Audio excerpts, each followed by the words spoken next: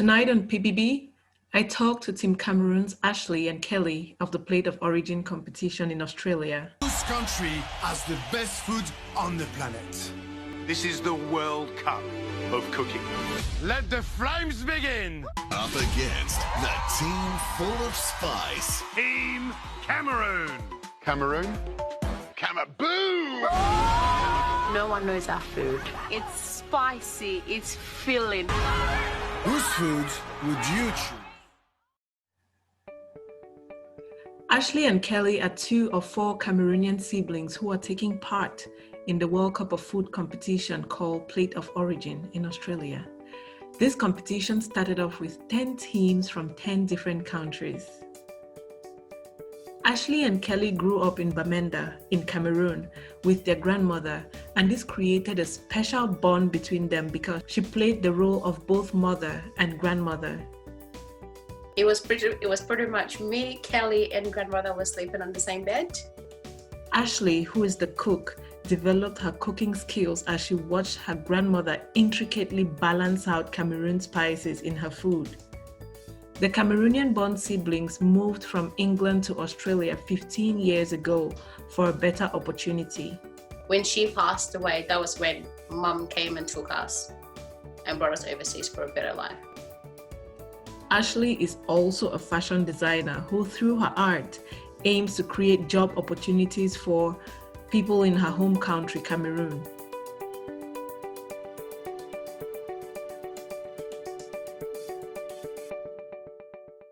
Thank you for taking the time out of your busy schedules. How is it going right now?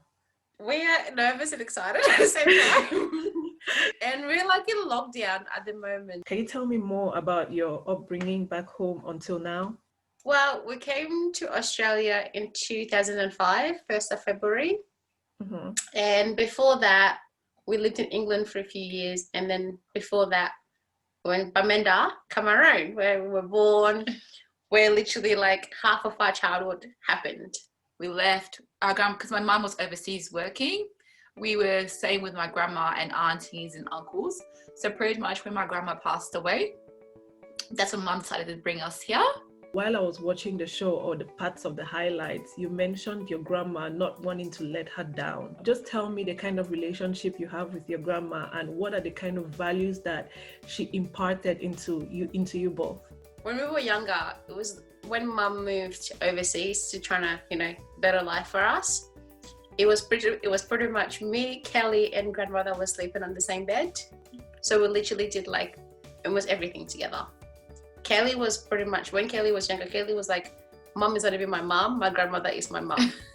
She was literally our mother and our grandmother when mother was overseas. So she literally, obviously you're from Cameroon, you know how big the family is, everyone's everywhere, but it was us three that share a bed. Childhood. Yeah, pretty much went everywhere together. I would usually, with me, I never really left her side. Yeah. It was like, Ashley would go do sleepovers, everything at my cousin's house. I'm like, no, I'm not doing that. I remember one time when I was young, I went over to my cousin's house. It was really far away. I didn't sleep the whole night. Then my grandma had to take me back home that night because I wanted to be with my grandma. Yeah, she could not have any sleepovers. Why? With me, it was I was attached to my auntie as well. And Kelly was my grandmother. I think more towards the value side, we probably much really open, friendly, and just be welcoming to everyone, be open to invite anyone to your home, whatever you have, just making sure you're giving, not always worry about yourself. Any little thing that she had, she was giving it away and not even worrying about herself. Yeah, so she had a big pack in our life when we were growing up. And when she passed away, that was when Mum came and took us and brought us overseas for a better life. Yeah, she was pretty much our grandmother and our mother when Mum wasn't there when we were kids.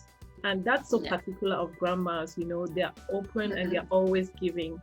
But how did she influence your cooking? Because right now you're in a cooking competition and you mentioned your grandma while in the competition having a meltdown. But how was she a part, of this side of you?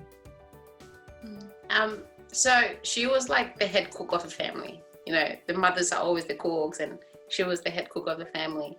And Kelly wasn't really much of the cook. She was just more like there to be like, oh, taste it, you know, the eater. You know, and the grandma was like, taste this cook. That was Kelly's job. While me, I was like really into it. Like I would, you know, we all sit together, we all cut the onions, someone's doing the tomatoes, someone's doing the onions, someone's grinding the chili. Like she was there cooking and then giving us the taste to make sure we like it. It's up to like our standards as well. So that really influenced me to learn how to cook and know what tastes good. Right. I like the fact that you actually mentioned that Kelly's job was tasting, because Kelly, Kelly, I saw you tasting the chili sauce, the pepper sauce, you know, and you were like, this pepper sauce needs more heat. I said that because I actually don't eat much chili. So when I taste it, I'm like, there's nothing in here. What's going on with this chili? It's not like the usual one that she would make at home. So I'm like, it's not hot. Actually, give me more chili.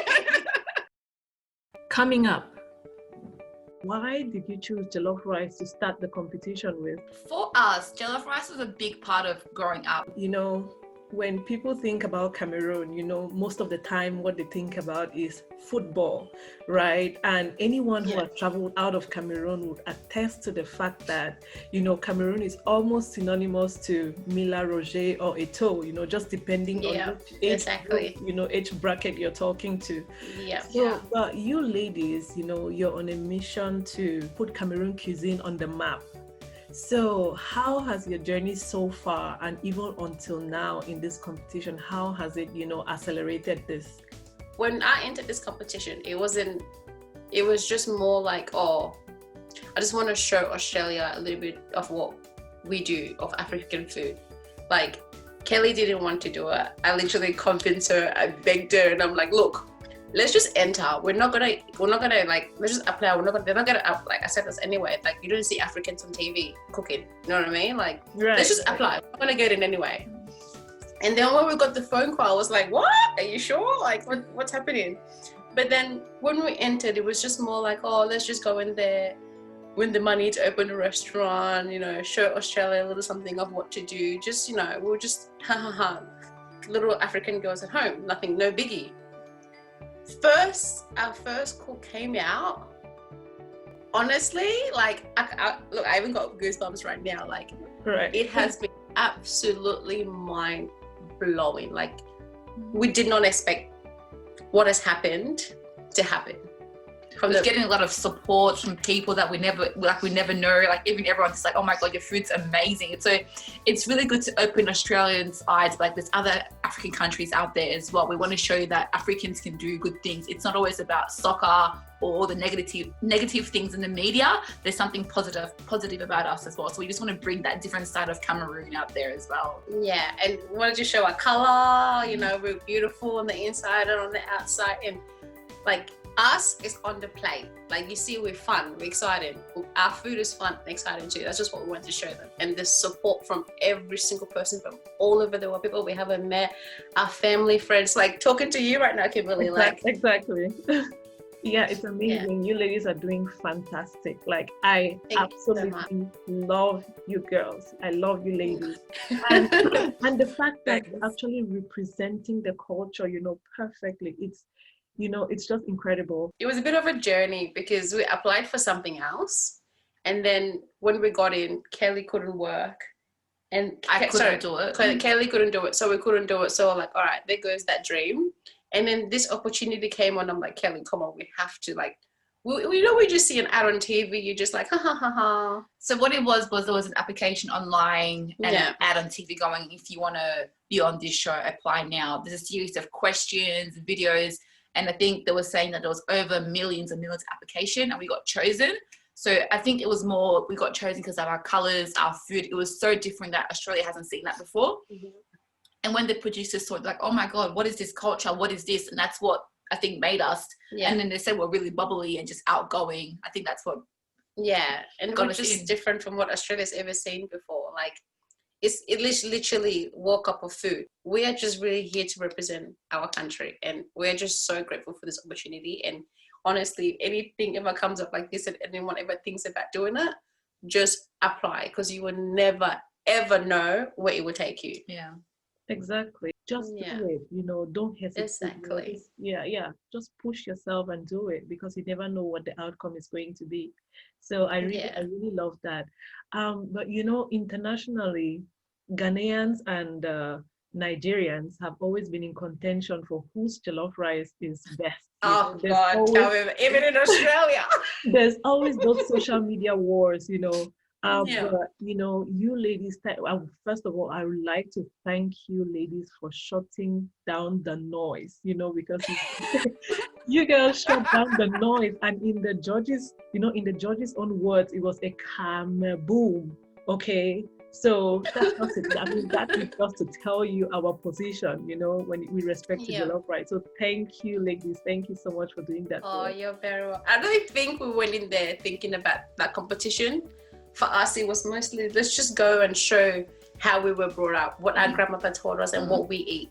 So we're just so grateful for that. Like, we now put Cameroon onto the map. It's like, we're not competing with any country, but we just wanted to show our love to the world as well. Intentions were not just countries fighting each other. Let's come together and unite, and not just be worrying about stuff that doesn't matter.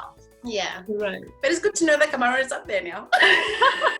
I know, right? But you will agree with me that most Cameroonians, whether at home or abroad, would fantasize over meals like achu, like like ikwan, like kati kati, ndole. There's so many, there's so many different things. Pakoko.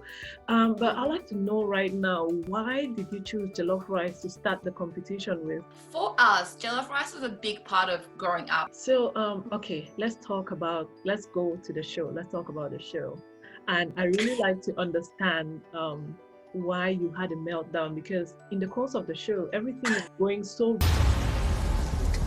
far out. This is just catching on fire. This is catching on fire. There's flames in the kitchen. Things like the beef they're doing. That's not what we want. Oh, too much oil.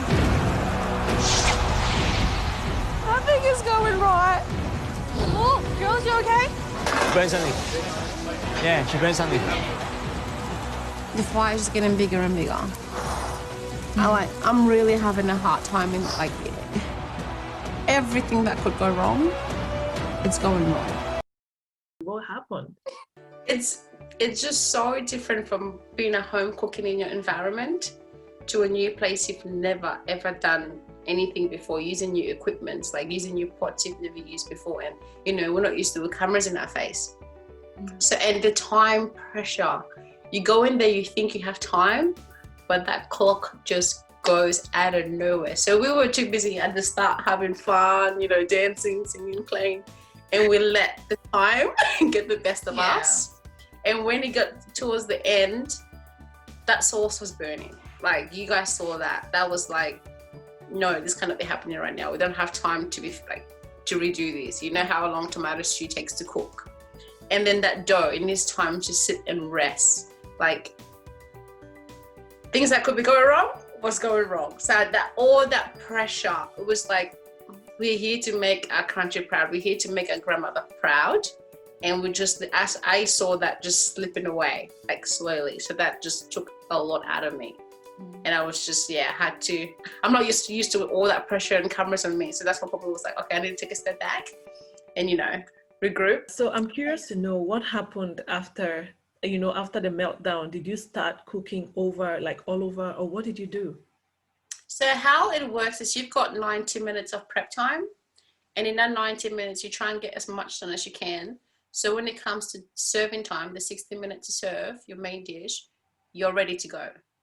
So when what we planned to do didn't happen in the 90 minutes, we knew we had to get serious during mealtime to get something on the plate. And we are so grateful, we support each other either way. But then, Gary, as you guys saw, Gary came back and said, Ashley, breathe. Your grandma's got your back and you can do this. So Gary also really, one of the judges really got me saying, all right, just let go. Whatever's happened during prep time, just breathe. And stay focused and that's what really got me. I'm so glad you were able to recover from that. So what would have happened? What would have happened if you couldn't recover, from that meltdown? Oh my God! Oh, we would have got the Nigerians and the Ghanaians, don't honestly, in that moment, you don't really know what's going to happen and what's not going to happen, because in Vietnam, in Australia, they've got one of the best food in Australia and around the world. So you really don't know what's going to happen. You just go in there and just do your best and try and have as much fun and, you know, put yourself in the plate as best as you can. You know, I stumbled on a really hilarious comment on social media where this comment was addressed to Manu, and the person said that he's very certain that Manu is a Bamileke man. And and you know, for those who are watching and do not know who Bamileke people are the most business-oriented people in Cameroon, just like you have the Igbos in Nigeria. So when he said that this sauce, you know, you're going to make money out of it, you should bottle it and sell it, you know, it was so funny that this person, you know, could think of him in that light as a Bamileke person. Yeah. But tell me about this, your special hot sauce. That's a really good comment. But Manu, he's got all three judges. They've been in the business for such a long time. Like whatever they say, they're like, you know, they're up there. Like we just, and they're there. So when they said that, we were like, what do you think? Like what? Like I was so shocked. I was just like, I couldn't even talk. You know, what made it different was, as you know, we've got special spices in Cameroon. Like the PBB, like people never heard of, like, you know, lot of traditional spices. Yeah. When I was in Cameroon last year, I brought some spices back. When I went there, I learned a lot about our spices at culture, a lot about food. I brought some spices back. Manu was just so shocked when he saw it for the first time as well. And Matt and Gary, they've never smelled anything like that or taste anything like that. When Ashley was like burning it, they're like, oh my God, what is this? You know? Oh my God. Yeah. Yeah. So like, wait, did you have country onion in there? The recipe is online. That's right. Yes. So it was literally Cameroon, country onions, the bebe, the jangsa, and then just mixed up with a little bit of Australianness as well. Yeah. So it was similar to like bone-in fish pepper. Okay. So you know how they've got that. It's got the really complete different spices. Mm-hmm. So, and yeah, when we were cooking it, the smell that was coming out of it, they were like, this is something that we've never smelled before. Like, what's going on in this kitchen right now? And that's really why we came onto the show. Yeah.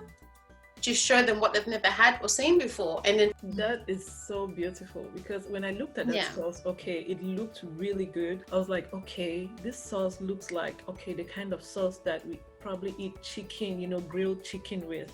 You know, but then after he said that, I started to imagine, you know, like the fish sauce we have back home. So saying that I can actually, you know, put a taste to what I saw. Yeah. Are you going to do that? Would you brand that sauce and sell it? Yeah, at the moment we are like trying to open up the restaurant, and we're working on the range and stuff. So there's little things coming. Hopefully, we're working on that. Yeah, so little things, you know. Stay tuned, guys. Whenever I visit Australia, whenever that will be, I hope to stop by your restaurant. Hopefully soon. Hopefully soon. And I love how your personalities came through, you know, in the show. You are so lively, colorful. The clothes are so vibrant. I mean, I'm not sure that the competition or the show would have been what it is without you ladies, honestly. Yeah. Thank you. No, we had so much fun. It was just, it was amazing. All the teams were absolutely amazing. We were just so blessed. And production, oh my God, like during COVID time, to have fun with us, like during COVID time, it was absolutely amazing. Well, you were so overwhelmed with joy, you gave the judges a hug. Was that even allowed? You saw it, right? But you guys, like, you talk about our food. I was like, I don't even like hugs. I know. My mom and I were watching. She's like, why are you running? She's like, you give them a hug? So funny. I'm sure. I'm very certain that you startled, especially the first judge. Like you were like, oh, you were like, you know. I know, because that was our food. Like there's something they've never had before. Manu, like, well, Manu said he's had some. Like it took him back to his childhood. Like he grew up with Cameroonian neighbors. Yeah. So when we got in there, we're like, oh crap! Like this guy is top chef and he knows about Cameroonian food. So we're like, screw. If we screw it up, he knows. Yeah. And then for them to say that, we're like, just like, I was just like, I couldn't even speak. I was just like, come give me a hug. I couldn't even speak. I couldn't believe it. Yeah. That's so beautiful. I'd like to know, what have you learned about yourself since being in this competition? I've learned that I'm stronger than what I think I am, to be honest. I found that on the show that I can actually, if I put my mindset to something, I can actually do it. What about you, Ashley? What have you learned about yourself? So I went to the show for a challenge, and I feel like that the show Plate of Origin really, really challenged me. I can handle a challenge. I can the pressure. It's good. I learned that I can handle challenges. I think I learned that she's more passionate about cooking than what I thought it was. The way when I saw her break down like that, it was just this. She really wants this really bad. That's what I was like. That's what I learned about. I thought she was just here and there. I want to open up a restaurant, but now I know she really, really wants this. That was a really big thing with working with 10 teams and a lot of people around you. Sometimes it can become a bit overwhelming, and that's probably happened with my breakdown as well. So it's just learned to just, I really do a lot of personal development. I'm good at staying calm, but just to grow more as a person. You were talking about being passionate. You've learned, your sister was saying that she's learned that you're really passionate about cooking. But you're also a fashion designer. So how are you able to balance those two things? How would you be able to balance those two things? Because looking at your outfits on the show, they were designed by you, they were designed and made by you, and they are so vibrant and beautiful, meaning that you are so good at fashion and you're also so good at food. So how are you able to balance this? And if you were to choose, which one would you go for? I honestly feel cheated. I feel like God gave her all the gifts. Food has always been number one for me. That's always been my passion. Growing up, that's always been my thing. With fashion, it's a bit challenging because I feel like I'm not where I want to be yet. That's probably why I haven't put out a line of collection yet. So I feel like I still have a bit more growing to go, even though you just it's amazing. People say that, but when you know in yourself that you just have a bit more growing to do before you can do the things that you want to do. So I'm there, but I'm not where I want to be. Food has always been number one for me. That's always been my passion. Growing up, that's always been my thing. With fashion, it's a bit challenging because I feel like I'm not where I want to be yet. That's probably why I haven't put out a line of collection yet. So I feel like I still have a bit more growing to go, even though you just it's amazing. People say that, but when you know in yourself that you just have a bit more growing to do before you can do the things that you want to do. So I'm there, but I'm not where I want to be. With fashion, it's a bit funny because it was just, I always have ideas of what I wanted to do, what I wanted to wear, but then to find someone to make it for me was a challenge. So I was like, all right, I'm going to go to a 2 weeks course and just learn how to sew. Signed up for a 2-year course I didn't even know about. And then literally, that was how, even to my mom was like, you go to fashion school? She even looked at me, she's like, yeah, right. Because I didn't know how to sew, even put a needle through a thread. So I never really took it seriously until my teacher, 2 teachers saw potential with me. The first day I went in there, they're like, oh God, she's not going to last 1 week. And then 2 months into it, they were spending after hours, after school, to make sure I finish my work and do it right. And when it comes to fashion, I really think really important one is Anne. She really Ashley, shut up and work. Yeah, so when it comes to fashion, I'm just really grateful. I'm just getting started. But food is my first love. How would you be able to incorporate your entire ideas around fashion and beauty into your food? How do you think that you're going to be able to do that? I have so many ideas, so many ideas. Everything is just really costly. That's the big thing that, it is. But I know deep down, it's going to happen for me. In Africa, somebody can hit me up and say, hey, give us a design, let me produce it for you, which would, help our people, give them more jobs, which is something that I would really love to do. And, I would just love the opportunity to show what I do through food and fashion. I have the ideas, I'm good at balancing myself when it comes to work. So I know that once, I feel like I'm ready, I'm there, it's going to happen. Without a doubt, Cameroon cuisine is the best. That's in my opinion, and probably in your opinion too. Yeah. But after living in Malaysia for 3 years, I saw how Malaysia is branded as the food hub of Southeast Asia, meaning that they pull people from around the world, you know, to just have like a whole food experience in Malaysia, and that's due to its, you know, cultural diversity. But I feel that Cameroon is also strategically in this position, you know, because we are so diverse and we have a variety, a wide range of foods, okay? How would you be able to influence the Cameroonian government to take advantage of this uniqueness that we have and just nationally brand our food, you know, for exposure and attraction? I don't feel like we're in that kind of a position to step up to the government and be like, you know, but at the same time, we are the underdogs. The world hasn't seen anything yet of what Cameroonians can do. It's just absolutely amazing because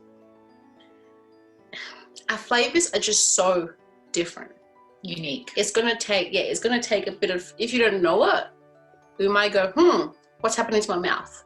And I think that starts with every single culture when someone tastes it for the first time. It's going to take a bit of time for people to get used to our flavors if they don't know it. But I promise, in the next 10 years' time, Cameroon will be known for food. Hopefully the government, you know, let us in and, you know, let's show the world what we can do. Cameroon, come on, guys. You guys can do this. What do you get from winning the competition? Just tell us what you're going to do. So the prize is $100,000. That's life changing for any single person, no matter how rich you are. $100,000 is huge money. That will really help us. Like, Kelly's engaged, she wants to get married, she's buying a house. Congratulations. Thank you. And yeah, that would help me so much opening the restaurant. Like, even my mum, like, just to help tick off some bills at home, like family back home, you know, right now with everything that's going on, just to put a bit of food on their plate, you know, there's just so much, like, that money is just unbelievable. Thank you so much for talking to me today. I really appreciate your time. You too. Thank you so much for your time. We Thanks really, for having really us. appreciate it. We just say thank you to every single person for the support. Like, it means so much to us. Like, we just really hope to make every single person proud. I know you guys are proud, but we just want to, like, go all the way. Yeah. Thank you, Cameroon. Camera boom to your mouth.